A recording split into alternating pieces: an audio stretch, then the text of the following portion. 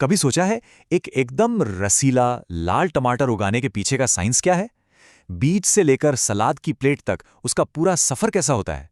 चलिए आज इसी सफर पर निकलते हैं और सब कुछ पता लगाते हैं। तो हमारा सफर 5 हिस्सों में बटा होगा। सबसे पहले टमाटर से जान पहचान करेंगे। फिर उसके लिए एक परफेक्ट घर तैयार करने की बात होगी। इसके बाद देखेंगे कि बीज से पौधा बनने तक क्या होता है। फिर आएगी बारी देखभाल, ग्रोथ और फसल काटने की। और आखिर में सबसे जरूरी, अपने टमाटरों को कीड़ों और बीमारियों से कैसे बचाना है। तो चलिए शुरू करते हैं पहले पड़ाव से। टमाटर सिर्फ एक सब्जी से कहीं ज्यादा। आखिर ये है क्या और क्यों हमारी किचन इसके बिना अधूरी सी लगती है? अगर साइंस की भाषा में बात करें तो टमाटर का नाम है लाइकोपर्सिकॉन एस्कुलेंटम।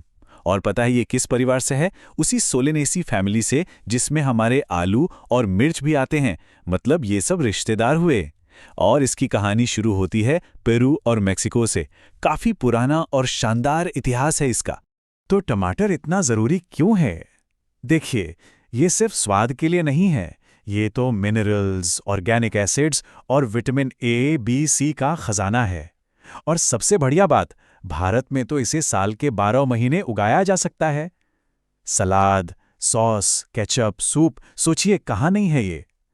और वो जो इसका गहरा लाल रंग होता है ना, वो आता है लाइकोपीन नाम के एक पिगमेंट से, जो सेहत के लिए बहुत ही फायदेमंद है। अच्छा, तो टमाटर से पहचान तो हो गई। अब आते हैं दूसरे और बहुत ही जरूरी हिस्से पर। इसके लिए एक परफेक्ट घर कैसे बनाया जाए, मतलब कैसी जलवायु और मिट्टी चाहिए। एक चीज जो टमाटर उगाने के लिए सबसे ज्यादा जरूरी है वो है तापमान। 15 से 27 डिग्री सेल्सियस। ये है वो मैजिक रेंज जिसमें टमाटर सबसे ज्यादा खुश रहता है और बढ़िया फलता फूलता है। और ये तापमान इतना जरूरी क्यों है? इसके पीछे भी एक मजेदार साइंस है। वो जो टमाटर का बढ़िया लाल रंग है ना, वो लाइकोपीन की वजह से है। और ये लाइकोपीन सबसे अच्छा बनता है 21 से 24 डिग्री सेल्सियस पर। अब अगर गर्मी बढ़ी, मान लीजिए टेम्परेचर 29 डिग्री के पार चला गया, तो पौधा कैरेटीन बनाने लगता है। नतीजा, लाल टमाटर पीला पड़ जाता है ना कमाल की बात? तापमान तो हो गया, अब बात करते हैं मिट्टी की। ये भी उतनी ही जरूरी है। टमाटर को चाहिए बलुई दोमट मिट्टी जिसमें खूब सारा ऑर्गेनिक मैटर हो। और हाँ, पानी का जमाव बिल्कुल पसंद नहीं, मतलब ड्रेनेज एकदम बढ़िया होना चाहिए, वरना जड़ें सड़ सकती हैं। और मिट्टी का पीएच लेवल 7 से 8.5 के बीच हो तो क्या कहने, इससे पौधा सारे न्यूट्रिएंट्स आराम से ले पाता है। अब अच्छी बात यह है कि हर मौसम के लिए अलग अलग किस्में मौजूद हैं। जैसे गर्मियों में पंजाब ट्रॉपिक या पूसा हाइब्रिड 1 लगा सकते हैं। सर्दियों के लिए सियोक्स या पूसा शीतल बेस्ट हैं। और कुछ किस्में तो कमाल की हैं, जैसे पूसा रूबी, ये तो पूरे साल चलती हैं। तो सही किस्म चुनना ही आधी जंग जीतने जैसा है। चलिए, तो अब टमाटर के लिए परफेक्ट घर तैयार है। अब वक्त है बीज बोने का और सफर को आगे बढ़ाने का। और ये सफर शुरू होता है नर्सरी से, जो कि एक बहुत ही नाजुक स्टेज है। नर्सरी में पौधे उगाना कोई रॉकेट साइंस नहीं है, बस कुछ बातों का ध्यान रखना होता है। सबसे पहले 15 सेंटीमीटर ऊंची क्यारियां यानी बेड तैयार करें जिसमें अच्छी खाद वाली मिट्टी हो। फिर बीजों को कैप्टान या थायरम जैसे फंगीसाइड से ट्रीट करें ताकि बीमारी ना लगे, और उन्हें लाइनों में बो दें। ऊपर से मिट्टी और घास की हल्की सी परत डालें और फुहारे से पानी दें। और जैसे ही छोटे छोटे पौधे दिखने लगें, ऊपर की घास हटा दें। हर स्टेप छोटा है पर जरूरी बहुत है। और फिर देखिए, बस 3 से 4 हफ्तों में ही ये नन्हे पौधे 10 से 15 सेंटीमीटर लंबे हो जाएंगे। और बस यही वो टाइम है जब ये अपने बड़े घर यानी कि मेन खेत में शिफ्ट होने के लिए एकदम तैयार हैं। तो पौधे अब खेत में लग चुके हैं, लेकिन काम यहाँ खत्म नहीं होता, बल्कि अब शुरू होती है असली देखभाल। अब हमें ये पक्का करना है कि इन्हें वो सब मिले जिससे ये अच्छी फसल दे सकें। देखिए, कुछ जरूरी काम है जो करने ही पड़ते हैं, जैसे सिंचाई।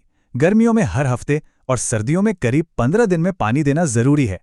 फिर है खाद, नाइट्रोजन, फास्फोरस, पोटाश सही टाइम पर देना होता है। पौधों को सहारा देने के लिए डंडे लगाना भी बहुत जरूरी है। इससे फल का साइज और रंग अच्छा होता है और बीमारी भी कम लगती है।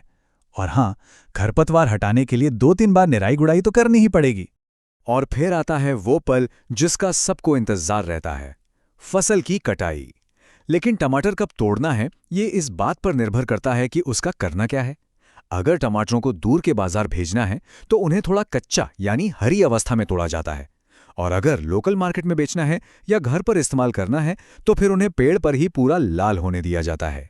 ठीक है, फसल लगभग तैयार है, लेकिन हमारी कहानी का एक आखिरी और बहुत जरूरी हिस्सा बाकी है। वो है अपने टमाटरों को कीड़ों और बीमारियों से बचाना।